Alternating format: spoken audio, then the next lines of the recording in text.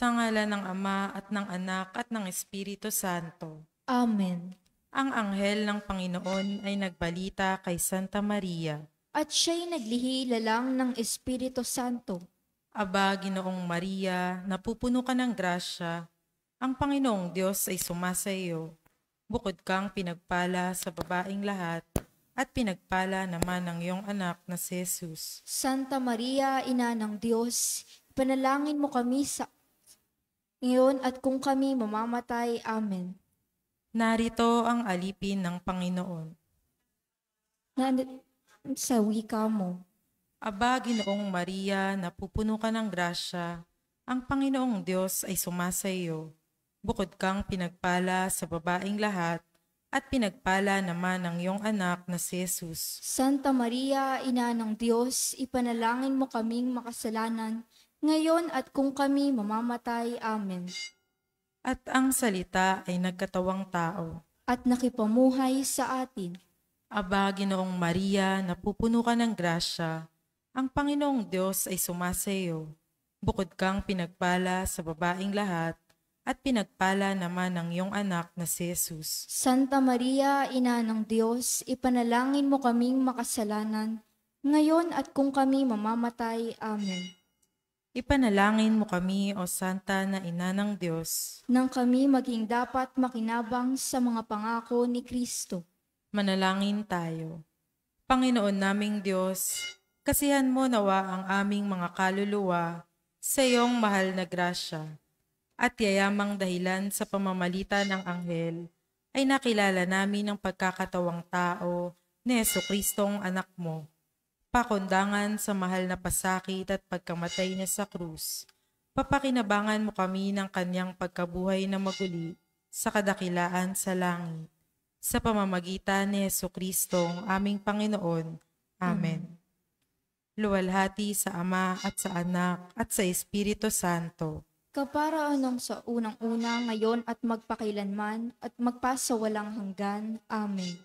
Sa ngalan ng Ama at ng Anak at ng Espiritu Santo. Amen.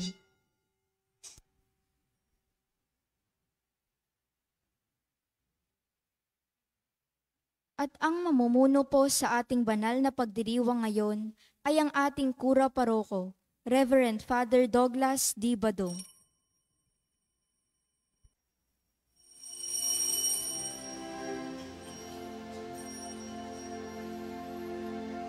Ubi caritas et amor. Ubi caritas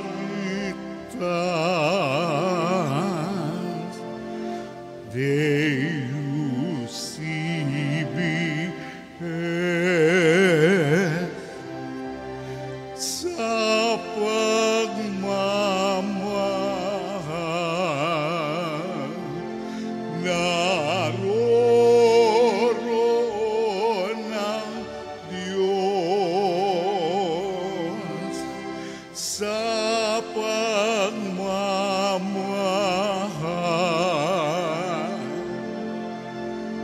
naroon ng Diyos. Sa ngalan ng Ama at ng Anak at ng Espiritu Santo, Amen. sumainyo ang Panginoon. At sumaiyo rin. Ngayon po ay ika-4 na linggo ng Kwaresma at ito po ay tinatawag na Militare Sunday. Mga kapatid, aminin natin ang ating mga kasalanan upang tayo ay maging marapat gumanap sa banal na pagdiriwang. Inaamin ko sa makapangyarihang Diyos at sa inyo mga kapatid, na lubha akong nagkasala sa isip, sa salita at sa gawa, at sa aking pagkukulang.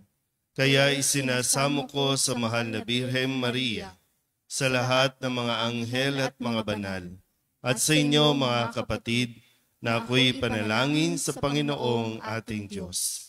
Kawaan tayo ng makapangyarihang Diyos, patawarin tayo sa ating mga kasalanan at patnubayan tayo sa buhay na walang hanggan. Amen.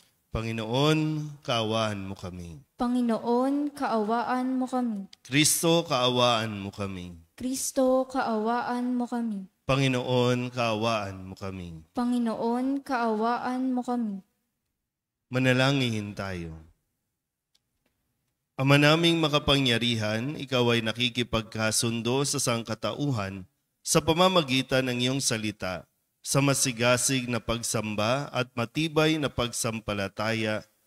Ang sambayan ng Kristiyano ay makadulog nawang masaya sa pagdiriwang ng dakilang kapistahan ng pagkabuhay sa pamamagitan ni Jesucristo kasama ng Espiritu Santo magpasawalang hanggan. Amen. Magsiupo po ang lahat. Matapos masakop ng Persya ang Babylonia, pinukaw ng Diyos ang kalooban ni Haring Ciro na magpabalik sa mga Israelita sa kanilang bayan at nag-utos itayo ang templo.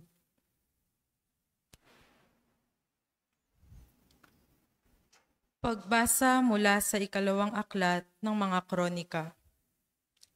Noong mga araw na iyon, sumama ang mga pinuno ng Huda, ang mga saserdote at ang mamamayan.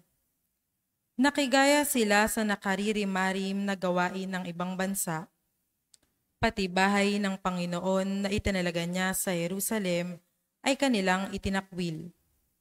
Gayunman, dahil sa habag ng Panginoon sa kanila at sa pagmamalasakit sa kanyang templo, lagi niyang pinadadalan sila ng mga sugo. Ngunit hinahamak lamang nila ang mga ito at ang mga propeta at pinagtatawanan sa anumang sabihin. Kaya umabot na sa sukdulan ang poot ng Panginoon. Sinunog ng mga kalaban nila ang bahay ng Panginoon, winasak ang muog ng Jerusalem at ang malalaking gusali. Ang mahalagang ari-arian doon ay tinupok din. Ano pat ang lahat ay iniwan nilang wasak. Ang naligtas sa patalim ay dinala nilang bihag sa Babylonia. Dooy inalipin sila ng hari at ng kanyang mga anak, hanggang ang Babylonia ay masakop ng Persya. Sa gayon natupad ang hula ni Jeremias na ang lupain nakapamahinga sa loob ng 70 taong singkad. Upang matupad ang salita niyang ito sa pamamagitan ni Jeremias, pinukaw ng Panginoon ang kalooban ni Ciro, hari ng Persya, noong unang taon ng kanyang paghahari. Nagpalabas ang haring ito ng isang pahayag sa buong kaharian na ganito ang isinasaad. Ito ang pahayag ng Haring Ciro ng Persya. Ipinaubaya sa akin ng Panginoon, Diyos ng kalangitan, ang lahat ng kaharian sa daigdig, at inutusan niya akong magtayo para sa kanya ng templo sa Jerusalem ng Huda. Kaya, ang sinuman sa inyo na kabilang sa kanyang bayan ay pinahihintulutan kong pumunta sa Jerusalem. Samahan nawa siya ng Panginoon, ang kanyang Diyos. Ang salita ng Diyos. Salamat sa Diyos. Salmong tugunan, kung ika'y aking limutin, wala na akong aawitin.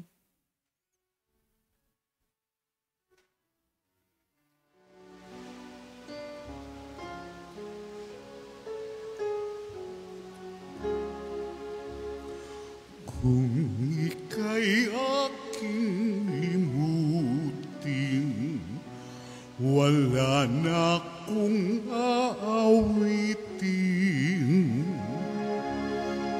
Kung ika'y aking limutin, wala na akong aawitin. Sa pampang ng mga ilog nitong bansang Babylonia, kami rooy nakaupong tumatangis. Sa tuwinang ang iniwan naming Siyon ay aming maaalala.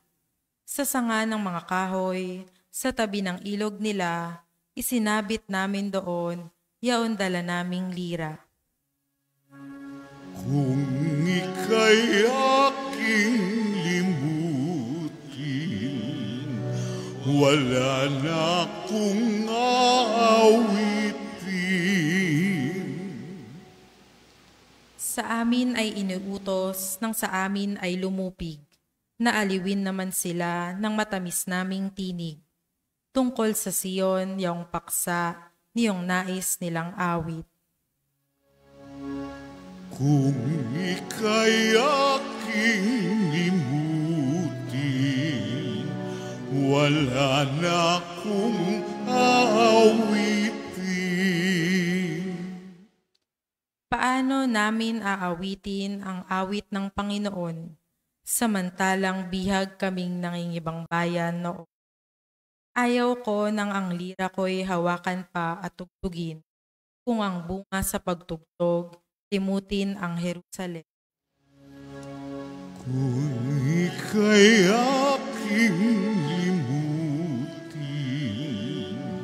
wala na akong aawitin. Di na ako aawit pa kung ang lundok sasapit. Sa isip ko't alaala, ika'y ganap na kung ang kaligayahan mo ay hindi ko hahangarin. Kung ika'y aking limutin, wala na akong aawitin. Kung ika'y aking limutin, wala na akong aawitin. Noong tayo'y lugmok sa kasalanan, ang Diyos ang unang kumilos para iligtas. Binuhay niya tayo at pinangakuan ng kaluwalhati.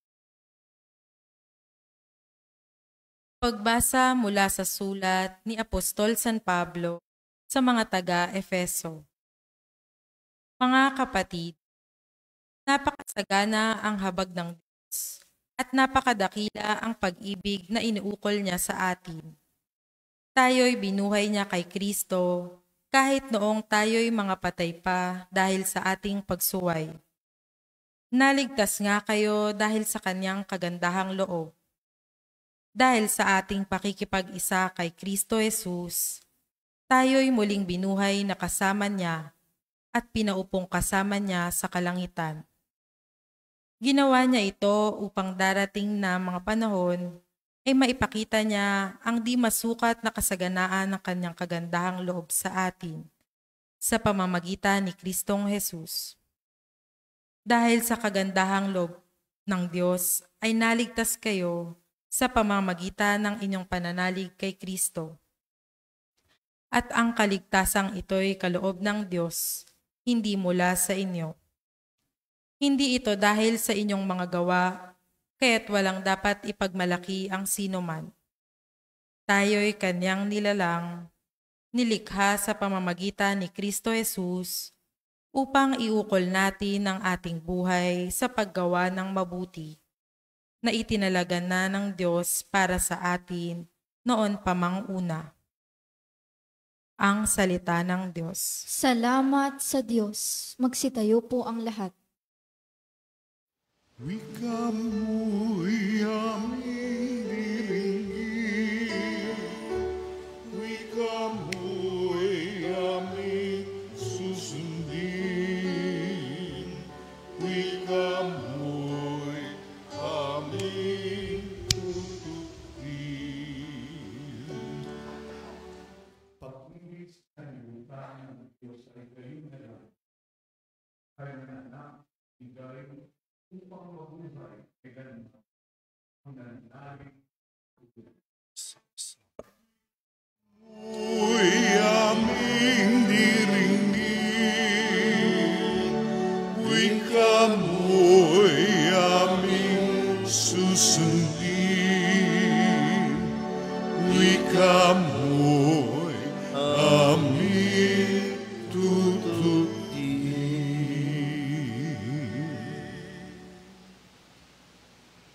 Sumainyo ang Panginoon. At sumaiyo rin. Ang mabuting balita ng Panginoon ayon kay San Juan. Papuri sa iyo, Panginoon.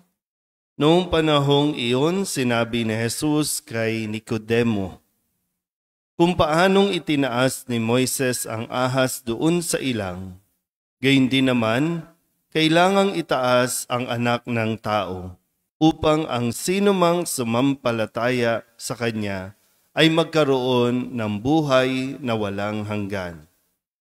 Gayon na lamang ang pag-ibig ng Diyos sa sanlibutan, kaya ibinigay niya ang Kanyang bugtong na anak, upang ang sumampalataya sa Kanya ay hindi mapahamak, kundi magkaroon ng buhay na walang hanggan. Sapagkat sinugo ng Diyos ang Kanyang anak, hindi upang hatulang maparusahan ang sanlibutan, kundi upang iligtas ito sa pamamagitan niya. Hindi hinahatulang maparusahan ang nananampalataya sa bugtong na anak ng Diyos, ngunit hinahatulan ng parusahan ang hindi nananampalataya sa Kanya.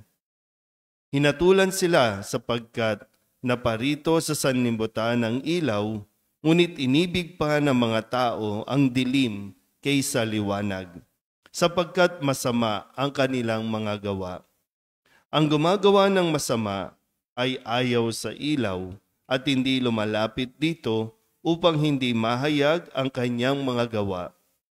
Ngunit ang namumuhay sa katotohanan ay lumalapit sa ilaw. Sa gayon, nahayag na ang kanyang mga ginagaway pagsunod sa Diyos. Ang mabuting balita ng Panginoon. Pinupuri ka namin, Panginoong Hesukristo. Magsiupo po ang lahat. Isang mapagpalang umaga po sa inyong lahat. Tayo po ay nasa ika-4 na linggo ng 40 araw na paghahanda para sa Pasko ng Pagkabuhay at tinatawag itong Linggo ng Letare o Letare Sunday. Sabihin nyo nga po, Letare. Ito ay wikang Latin o salitang Latin na nangangahulugan sa Ingles na rejoice. So sa Tagalog, magsaya, magdiwang o makigalak.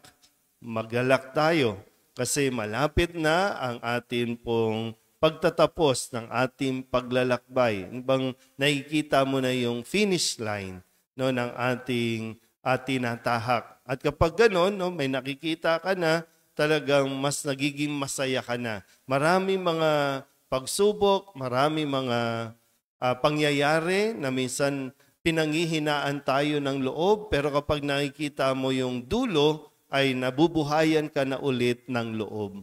At ito yung paanyaya sa atin ngayong linggong ito, na mabuhayan tayo ng loob at habang ipinagpapatuloy, hindi tayo titigil pero magpapatuloy tayo. Pero ngayon ay mayroon ng saya, mayroon ng, kumbaga, yung mood natin ay patungo na doon sa mas matinding kaligayahang mararanasan natin.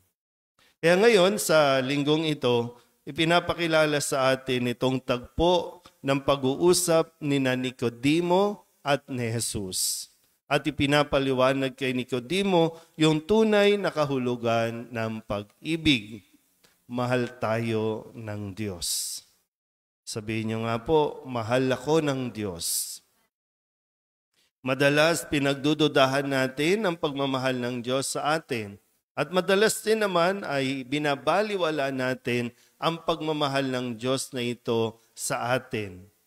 Sa kasaysayan, sa lahat ng mga narinig natin mga pagbasa sa linggong ito, sa kabila ng pagtalikod, sa kabila ng pagsuway, sa kabila ng paulit-ulit na pananakit ng tao sa Diyos, ang Diyos pa rin ang gumagawa ng paraan para tayo manumbalik sa Kanya. At yung pinakamakapangyarihan sa lahat ay ang pag-ibig. Kapag nagmahal ang Diyos, kahit anong gawin ng tao, mamahalin pa rin niya ito. Sabihin nyo nga ulit, mahal ako ng Diyos. At kung muli, no, tatanungin nyo na naman, totoo ba talaga mahal ako ng Diyos? Totoo ba talaga? Parang hindi na ako karapat-dapat mahalin eh. Pero kung tinatanong mo ulit, totoo bang mahal ako ng Diyos at kaya akong mahalin ng Diyos? Totoo. Kaya nga sabi ni Jesus kay Nicodemo, gayon na lamang ang pag-ibig ng Diyos at hindi niya nais na parusahan ang sanlibutan, kaya ibinigay ang kanyang bugtong na anak. Kaya pag tinitingnan po natin yung krus na sa atin, sa pananampalataya natin, sige nga po, tingnan nyo nga. Ang krus na yan, bagaman mayroong tao na nakapako, mayroong tao na duguan, pero yan ang simbolo ng pag-ibig ng Diyos. Nandiyan dyan, hindi para paulit-ulit na, no, minsan sinasabi, ano ba, tinotorture nyo ba ang Diyos? No, sa ibang pananampalataya? Ano ba, natutuwa ba kayo na mayroong nahihirapan? Kaya nga, gamit ang ating pananampalataya, kapag sinitingnan natin ang krus na yan, kung saan ipinako o nakapako si Kristo, ang maaalala nawa natin at maramdaman natin ay ganyan tayo kamahal ng Diyos. Na handa siyang magsakripisyo, handa niyang ialay ang kanyang sariling buhay para sa kanyang minamahal. Kaya kung hindi pa tayo matatauhan, kung hindi pa tayo mapupukaw yung ating damdamin, at masasabi, grabe ang pagmamahal ng Diyos sa akin. Na sa tuwing nagtitipon-tipon tayo dito, sa tuwing makakakita ka ng ganyang imahin o larawan, ang maramdaman nawa ay yung pagmamahal ng Diyos. At dahil ito yung ibinigay ng Diyos sa atin, kaya tayo din, mayroon tayong kapasidad na magmahal din. Yun nga lang, talagang sinusukat natin ang ating pagmamahal base sa pamantayan ng mundo. Yan sinasabi, pag nagmamahal ka, masaya lang. Pag nagmamahal ka, walang hirap, walang sakripisyo. Pag nagmamahal ka, walang gutom, walang sakit, walang... Ganun ang ano natin ang pagmamahal. Kaya ang bilis sumuko ng tao kapag ito ang pamantayan ng pagmamahal na natutunan o tinatanggap niya. Pero muli, ito ay isang desisyon. Kaya nga yung pagmamahal ay desisyon. Hindi lang basta naramdaman o nararamdaman. Na para bang ngayon nararamdaman ko mahal kita, bukas biglang nawala na. Hindi na kita mahal. Hindi ganon ang damdamin. Hindi ganon yung emosyon. Kundi yung pagmamahal ay araw-araw magdidesisyon ka, mamahalin ko pa rin ito. Ganyan ang ginagawa ng Diyos sa atin. At muli, hanggang saan, hanggang kailan ang pagmamahal na ito?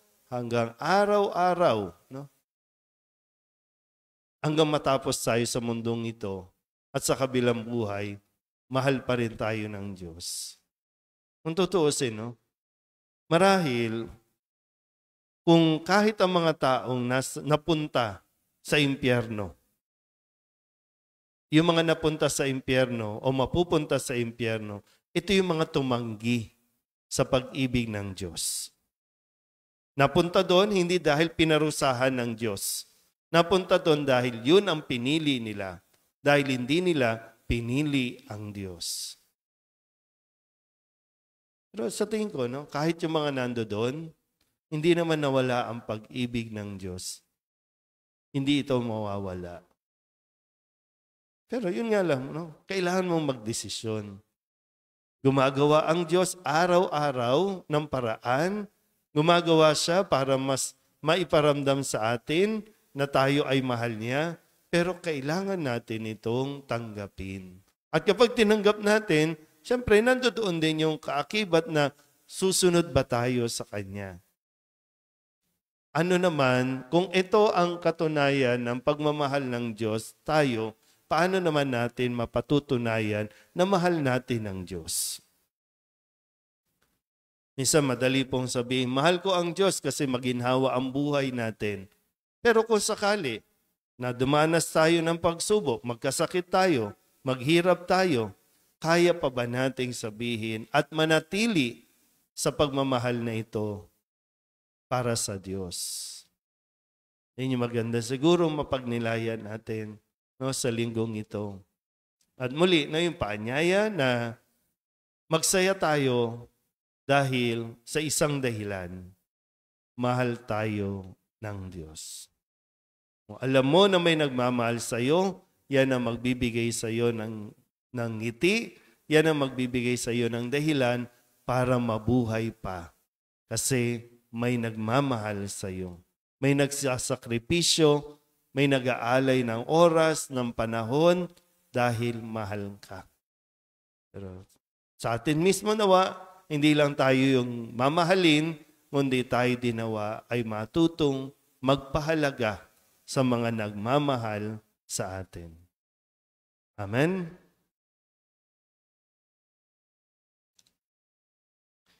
Magsitayo ang lahat, ipahayag natin ang ating pananampalataya. Sumasampalataya ako Sa Diyos amang makapangyarihan sa lahat, na may gawa ng langit at lupa.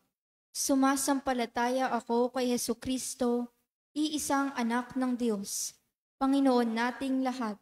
Nagkatawang tao siya lalangan ng Espiritu Santo, ipinanganak ni Santa Mariang Birhen, pinagpakasakit ni Poncio Pilato, ipinako sa krus na matay inilibing, nanaog sa kinaroroonan ng mga yumao, nang may 3 araw na buhay na maguli, umakyat sa langit, naluklok sa kanan ng Diyos amang makapangyarihan sa lahat.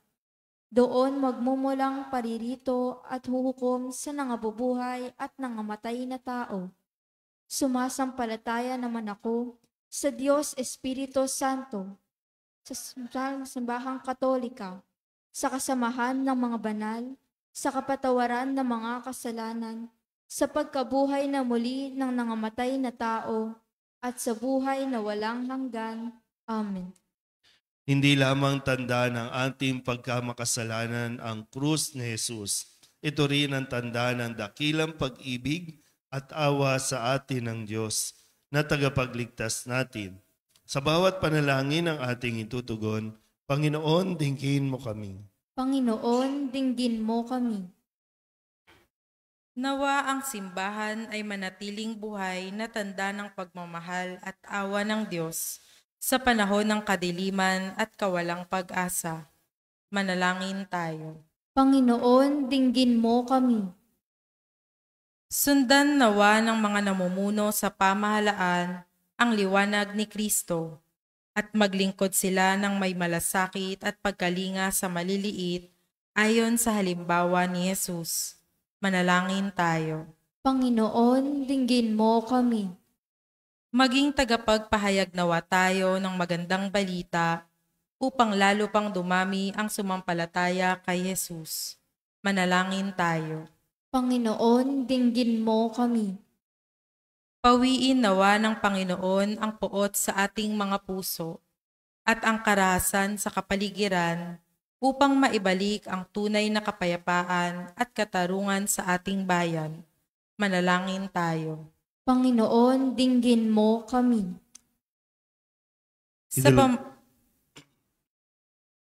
Sa pamamagitan ng ating paglingap, madama nawa ng may mga sakit at nagdurusa ang mapagpamalasakit na pag-ibig ng Diyos. Manalangin tayo. Panginoon, dinggin mo kami. Idulog din natin sa Panginoon ang ating mga personal na kahilingan at mga panalangin para sa ating mga pamilya, kasama ang mga kahilingan ng mga nanonood sa online. Lahat ng mga misang pasasalamat, special na intensyon, agarang paggaling ng mga may sakit, at ang lahat ng mga kaluluwa na inihiling na ipagdasal sa misang ito.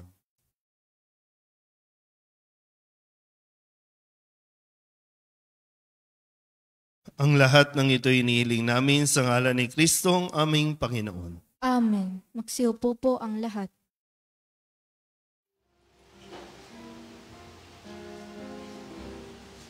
Buksan ang aking puso, turuan mong mag-alala sa bawat pagkukuro, lahat ay makayakap. Buksan ang aming isip, sikatan ng liwanag ng pusang matangkilik, tungkuling nabanal. Buksan ang aming palad, sarili maialay. Tulungan mong ihanap kami ng pagkumalay.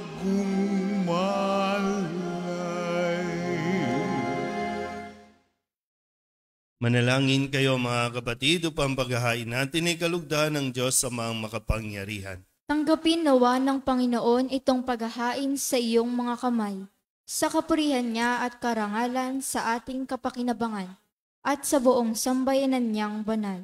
Ama naming lumikha, para sa paghahain nagbibigay kagalingan, kami ngayon ay masayang nagsisipag-alay, kalakip ang dalangin, amin nawang maidangal ang pagdiriwang na ito ng banal na pakikinabang at maidulot nawa ito para sa kaligtasan ng tanan sa pamamagitan ni Jesucristo kasama ng Espiritu Santo magpasawalang hanggan. Amen. Sumainyo ang Panginoon. At sumaiyo rin. Itaas sa Diyos ang inyong puso at diwa. Itinaas na namin sa Panginoon. Pasalamatan natin ang Panginoong ating Diyos. Marapat na siya ay pasalamatan. Ama naming makapangyarihan, tunay ngang marapat na ikaw ay aming pasalamatan sa pamamagitan ni Jesucristo na aming Panginoon.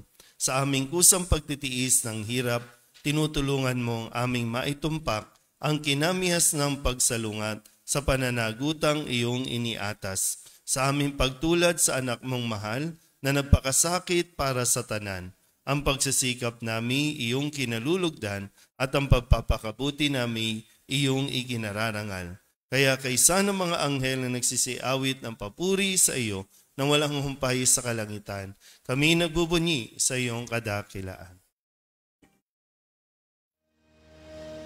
Sanctus, Sanctus, Sanctus,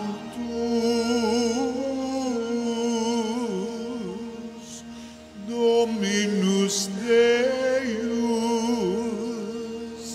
Sabaoth,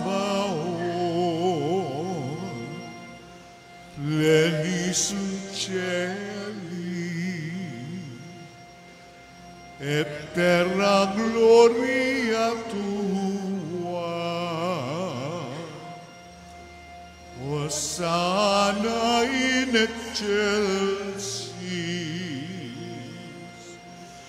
benedictus qui venit,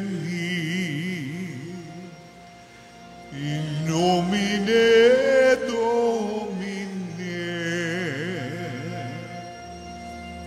Hosanna in excelsis.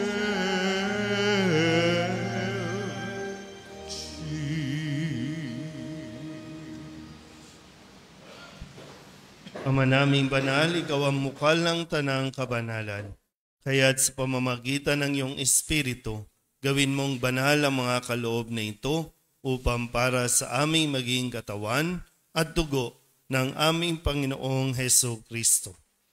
Bago niya pinagtiis ang kusang loob na maging handog, hinawakan niya ang tinapay, pinasalamatan kaniya, pinaghati-hati niya iyon, iniabot sa kanyang mga alagad at sinabi, tanggapin ninyong lahat ito at kanin, ito ang aking katawan na ihahandog para sa inyo.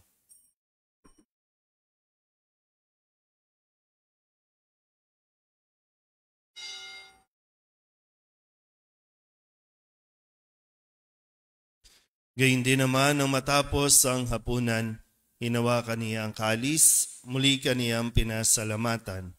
Iniabot niya ang kalis sa kanyang mga alagad at sinabi, "Tanggapin ninyong lahat ito at inumin. Ito ang kalis ng aking dugo, ng bago at walang hanggang tipan. Ang aking dugo na ibubuhos para sa inyo at para sa lahat sa ikapagpapatawad ng mga kasalanan. Gawin ninyo ito sa pag-alaala sa akin."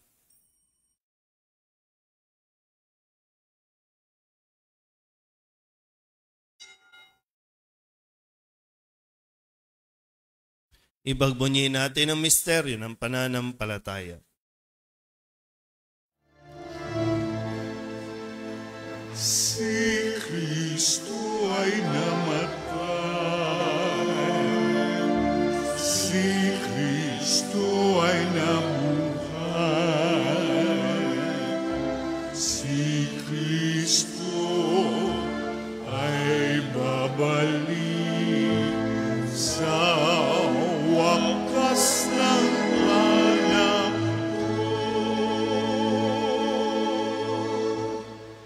Ama, ginagawa namin ngayon ang pag-alaala sa pagkamatay at muling pagkabuhay ng iyong anak.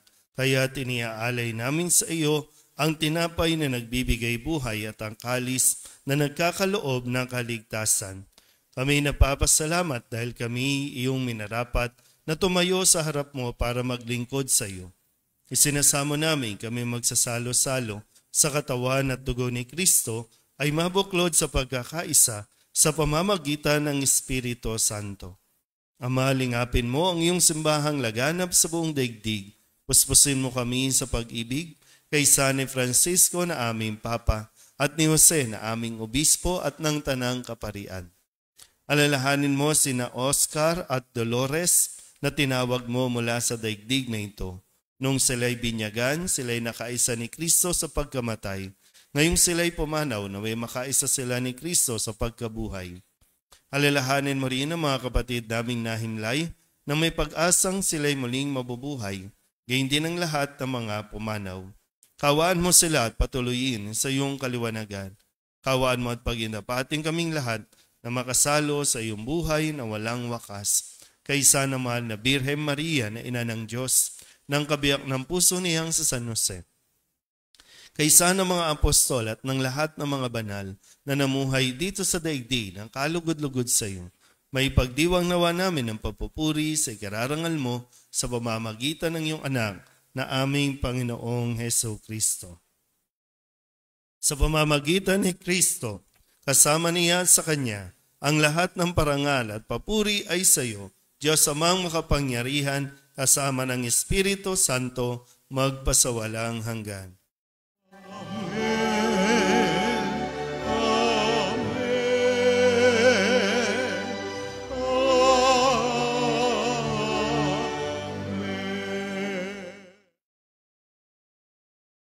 Sa tagubilin ng mga nakagagaling na utos at turo ni Jesus sa Panginoon natin na Diyos, ipahayag natin ang lakas loob. Pater noster, qui es in celis, sanctificetur nomen tuum, adveniat regnum tuum, fiat voluntas tua, sicut in cielo et in terra. Panem nostrum quotidianum da nobis hodie, et debite nobis debita nostra, sicut et nos dimittimus debitoribus nostris, et ne nos inducas in tentationem,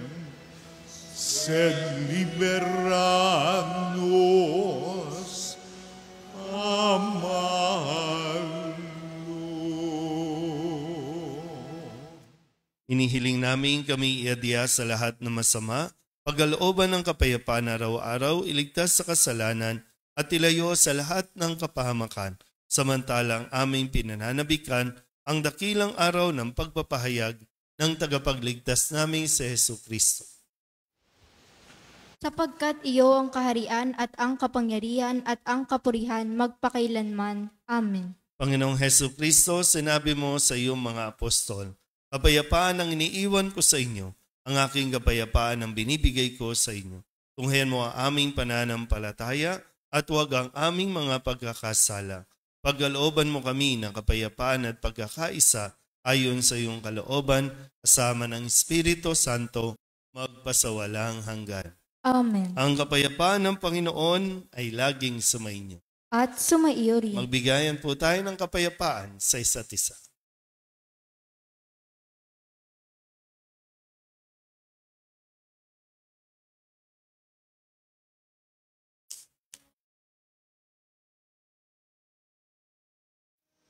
Agnus Dei,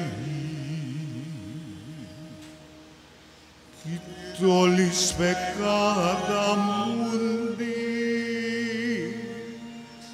miserere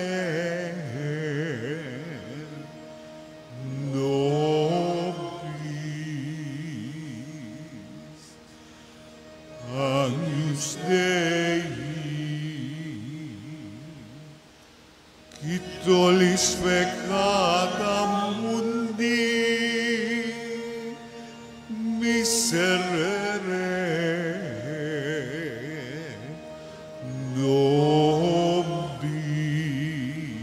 nobis. Agnus Dei, qui tollis peccata mundi, dona nobis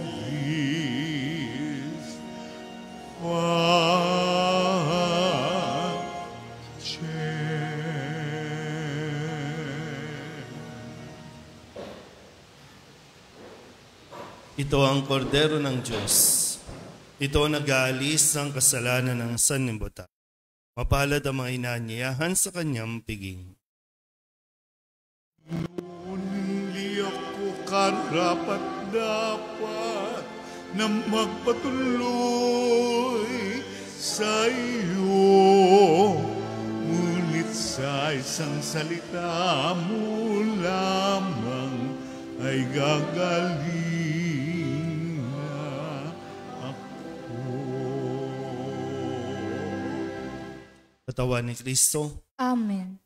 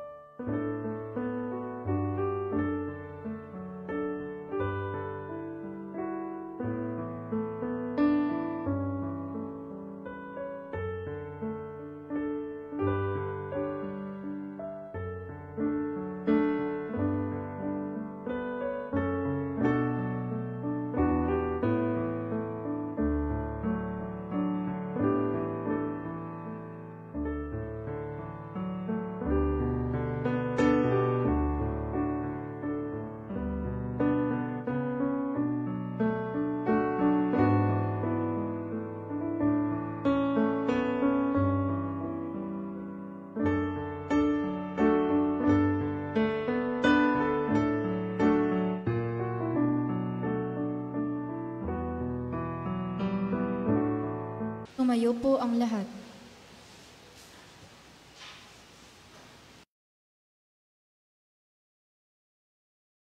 Manalangin tayo. Ama naming mapagmahal, tinatanglawan mo ang lahat ng tao na isinisilang sa daigdig na ito. Sa kaloob mong liwanag, tanglawan mo ang aming kalooban upang ang dapat naming isaloob na iyong ikinalulugod ay lagi naming isaisip at ikaw ay aming wagas na maibig sa pamamagitan ni Jesucristo kasama ng Espiritu Santo magpasawalang hanggan. Amen.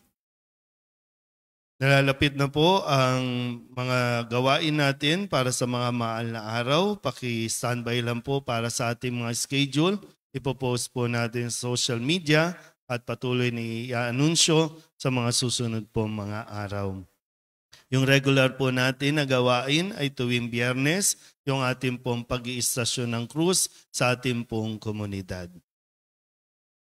Sumainyo ang Panginoon At sumaiyo rin. at pagpalain kayo ng makapangyarihang Diyos, Ama at Anak at Espiritu Santo. Amen. Tapos sa banal na misa, humayo tayo sa kapayapaan ni Kristo. Salamat sa Diyos. Magandang umaga po.